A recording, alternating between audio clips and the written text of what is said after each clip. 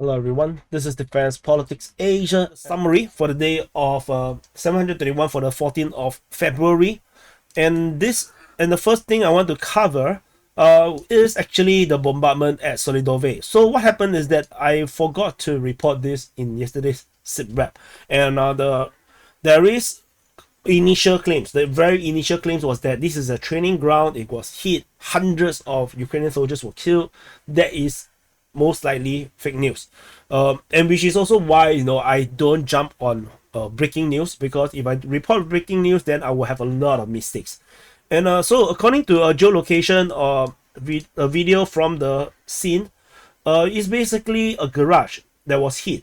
There's allegedly some vehicles that was destroyed. So this garage is actually a garage of a city hospital of Selydove, the Selydove hospital, and there was allegedly wounded serviceman that was killed or injured or something like this. So yeah, it wasn't much. You can't really tell much. So it's just a lot of misinformation, a lot of pointless hype from the pro-Russian side. So it is what it is. So there is a hospital. The hospital is here. So yeah, it is what it is.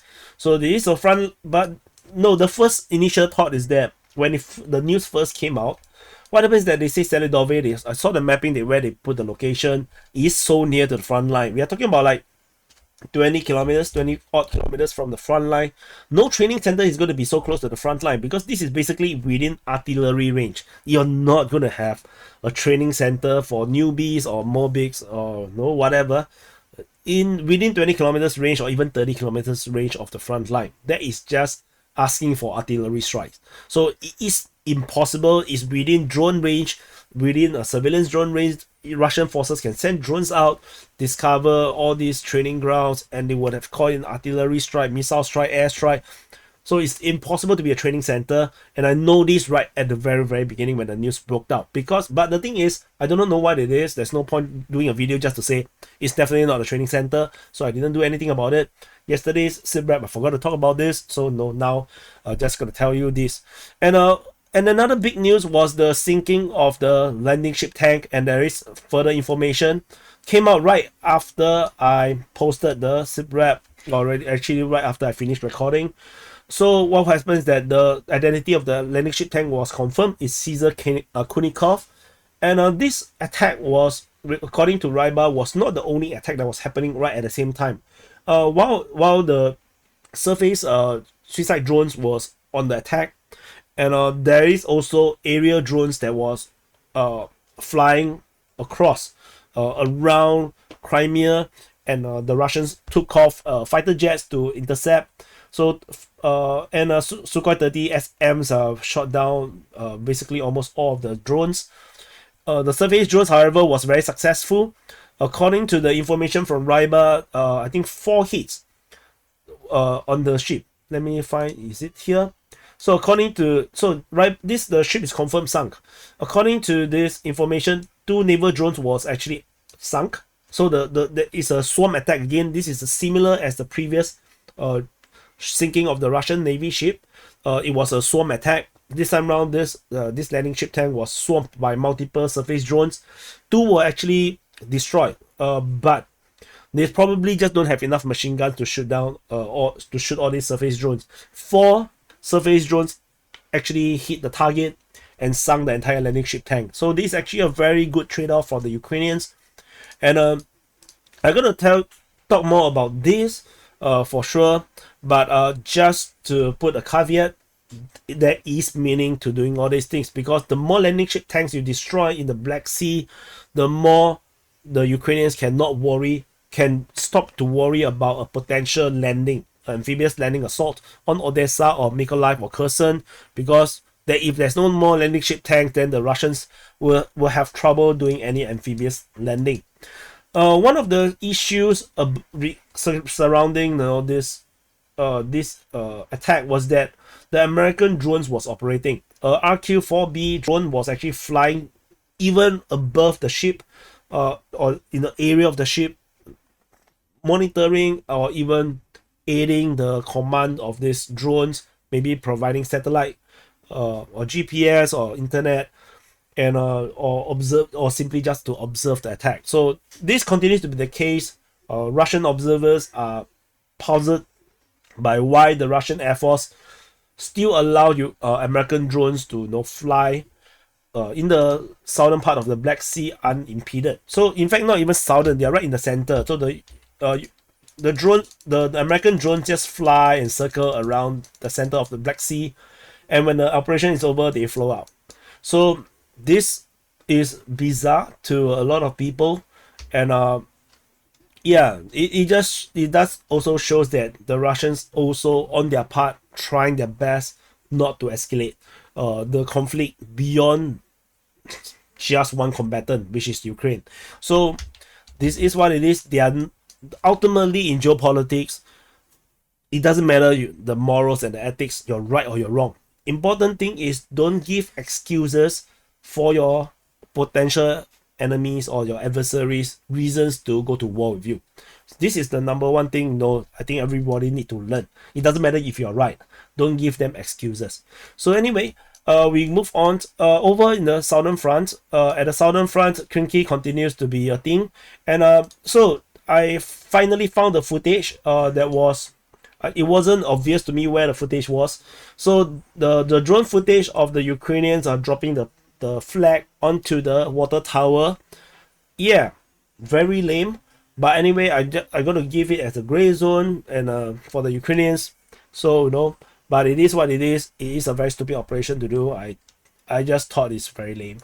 Anyway, and then there came out a very long footage of Ukrainian forces, the difficulty of Ukrainian forces at Kharkiv, from landing to dispersing to try to escape from artillery shelling. They are being observed, they're being bombarded.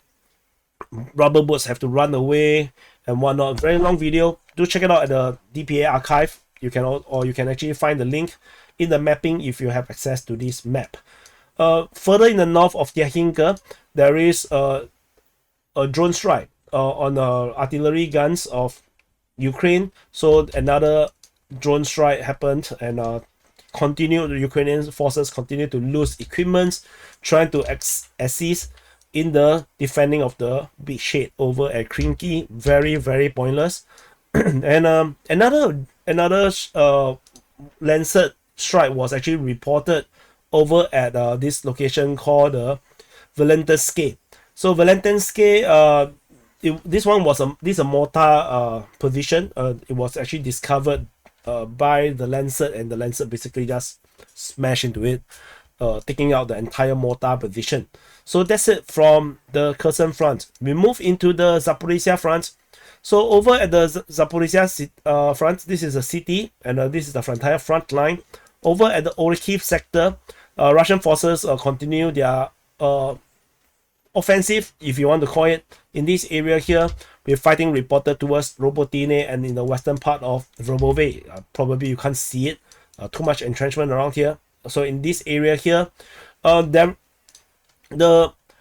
Mi-24. So yesterday I showed the footage or talk about this geolocation of the crash Mi-24 helicopter.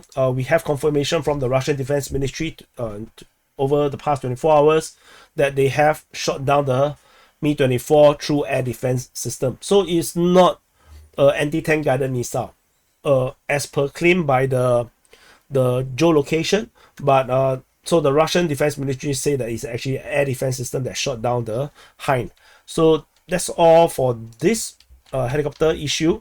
And further up north, over at Novodanilivka, there is geolocation of Russian air striking Ukrainian position over at Novodanilivka. I just want to highlight, based on all the video footages that was trying my best to upload as much as I can into the DPA archives, there is so much airstrikes. The fat bombs, the FAB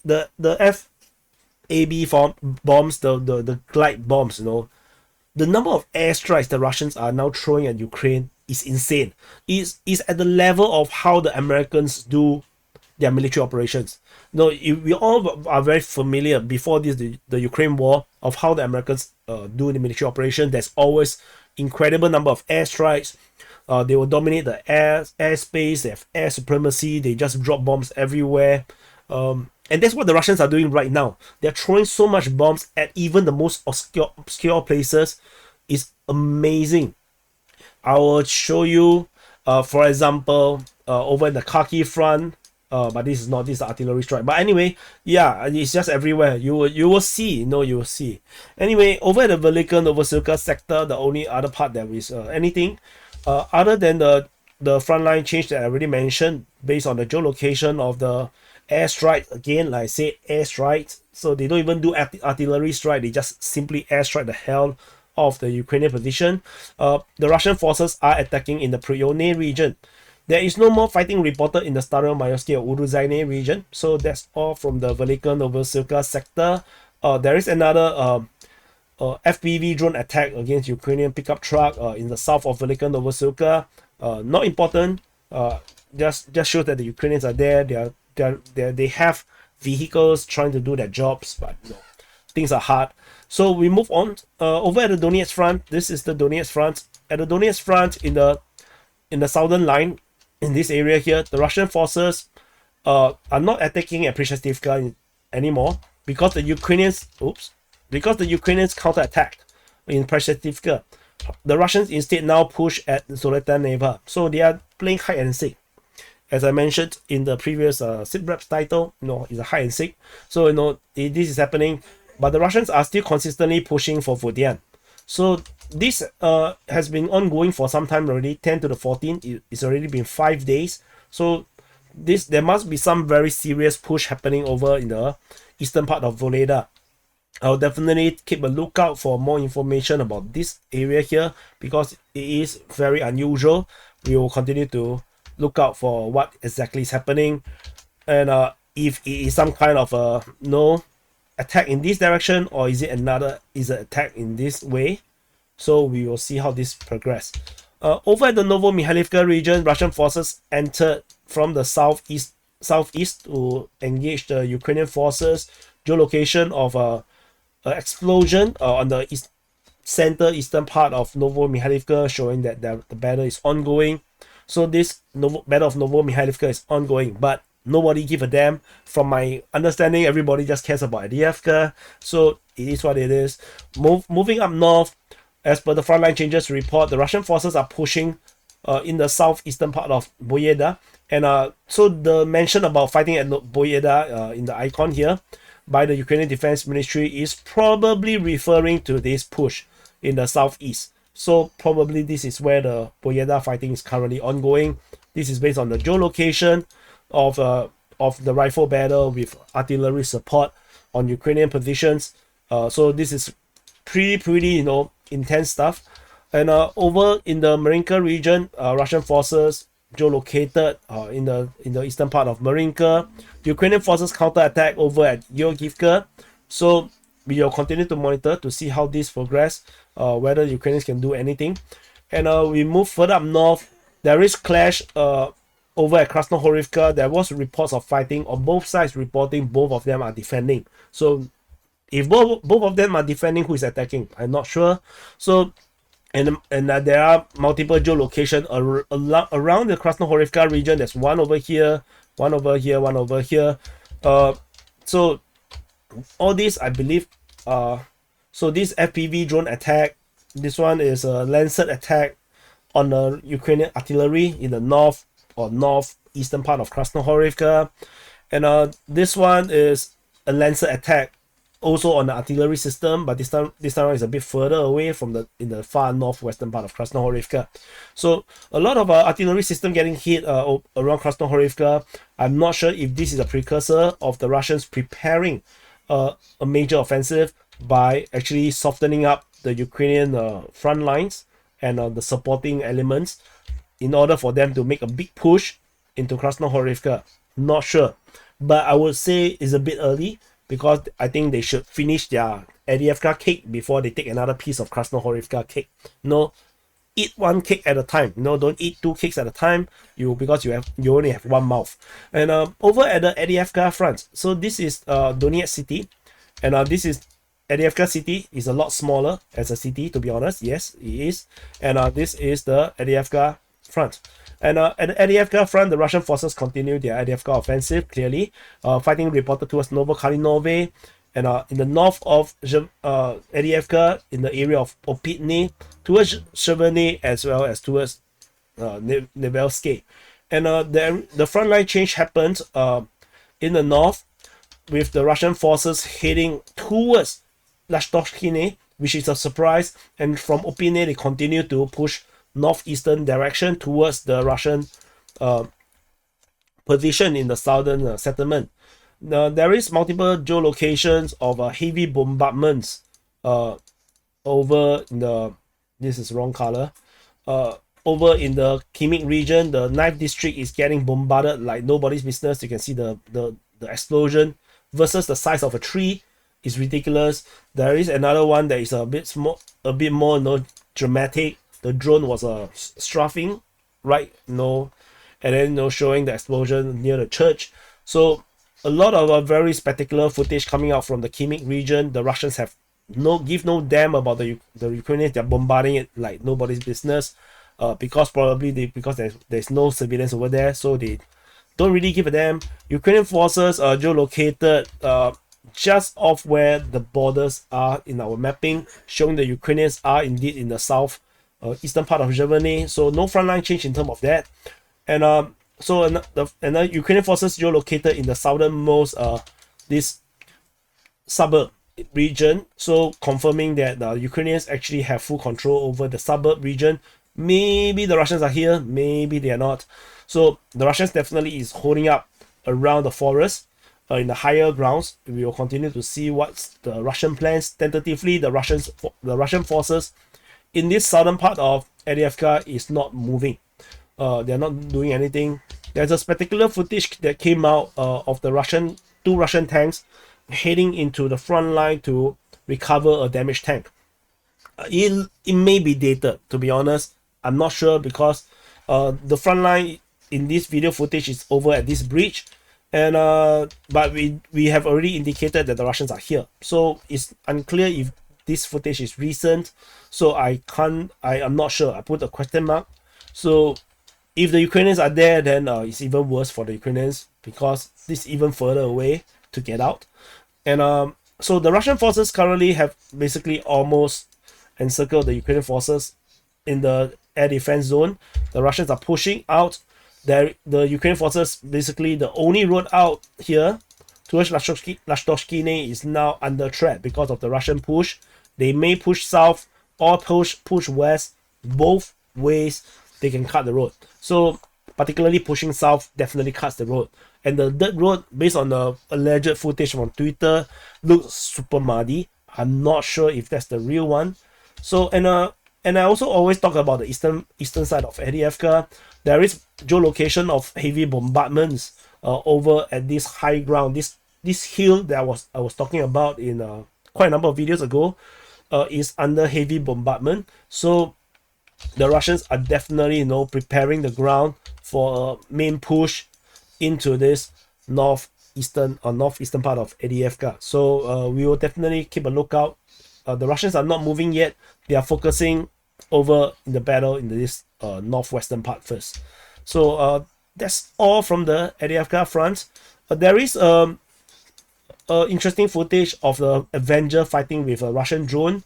It basically fired a missile, several missiles at the drone. It both missed. You can see the air. It just missed the drone. So it just shows modern air defense systems just can't deal with drones. They are just not designed for drones. They are designed to hit much bigger targets like a helicopter. So it is a big problem. And we will continue to monitor and see how the progress. The Avenger is useless. So, Disney's fault. It's all Disney's fault. And we'll go into the New York Front. This is New York City. At the New York Front, the same information continues with Ukrainian forces attacking the Sumy and Pivdene region, the Russian attacking at the New York region. This strategic situation did not change. We will continue to monitor. There's no information, no geolocations, no video coming out from this area here. Nobody knows what's happening. We move on into the Bakhmut Front. So this is the Bakhmut Front, and in the southern flank of the Bakhmut Front, the Russian forces are attacking in the Klishchievka, Andriivka, and the Kodyomivka region. Ukrainian forces are counter-attacking over at Klishchievka. So this is the strategic situation. Very normal. Nothing changes, for months already. And now we move into the northern flank. The Russian forces are attacking in the Bodanivka region, most probably towards Chasiv in this direction. They're attacking the western part of Kromove and attacking in the eastern part of Ivanivsky. Geolocation of Russian forces showing that the Russian mapping is correct. So that's interesting, because Russian mapping tends to be less correct than the Ukrainian ones, but this one is verified. And we have Russian airstrike. I mentioned a lot of airstrikes. Russian is airstriking the most eastern part of Chasiv, and they are also hitting some vehicles that were spotted by drones by artillery. So a lot of things is happening over in the Chasiv region. We already have a lot of artillery shelling and lancet strikes in this area. This is definitely a Ukrainian stronghold from Kreminna to Chasiv. These are very, very strong positions for the Ukrainians, and the Russians are trying to soften up the Ukrainian defense in this area here before they can move forward. And for those that are thinking that my voice is getting a bit more and more weird because I'm sick. I has been sick since Sunday, so despite you saw a lot of videos and things, I talk a lot, but yeah, I'm actually sick. And today and yesterday is a bit more obvious. My voice is a bit more lousy. So another air defense system was engaging another Russian drone. This time around, this one is a Strela 10, and the Strela 10 tried to hit the drone. It missed, and then it attracted a Lancet into its position. This drone is this surface air missile system is sitting beside a house, which is a pretty decent position, but the Lancet is just way too accurate, and it can basically find an angle to hit you despite you already have a wall guarding one side of your vehicle. So it is what it is. Modern warfare sucks. I mean, I'm not talking about the Call of Duty. Over at the Siversk Front, I don't play Modern Warfare. Yeah, I'm a Battlefield kind of guy. Yeah, so or Battle Beats. Nowadays I play Battle Beats. And at Siversk, there's no report. Suddenly, Bilohorivka was not mentioned. So this is what it is. And we move into the Kreminna Front. So this Kreminna Front. At the Kreminna Front, Russian forces is attacking Kherny, but the Ukrainian forces are attacking at Kherny, Toske, and Dibrova. So the Ukrainians are still trying very hard. I'm not sure what is the real statistical situation in this area here, because we always hear of the reports of fighting, but we don't see the results. So we shall see how this goes. Nothing at the Selydove Front. We move into the Kupyansk Front. This Kupyansk city, at the Kupyansk Front, this is the Kupyansk Front. The Russian forces are attacking at Ivanivka. According to the Ukrainian reports, the Ukrainians are attacking at Ivanivka, but then the Russians held some frontline change report. You can go and check it out. A forward position, frontline change, and yeah, I'm tired. So that's all from the Kupyansk Front, and we move into the Kharkiv Front. As I mentioned just now, there is artillery shelling over at Vasily in the Kharkiv region. That's it for the Kharkiv Front, and that's it. This is the summary for the day of 731 for the 14th of February, and no conclusions today, or I will do a separate video later because no voice. I'll see you guys in the next update.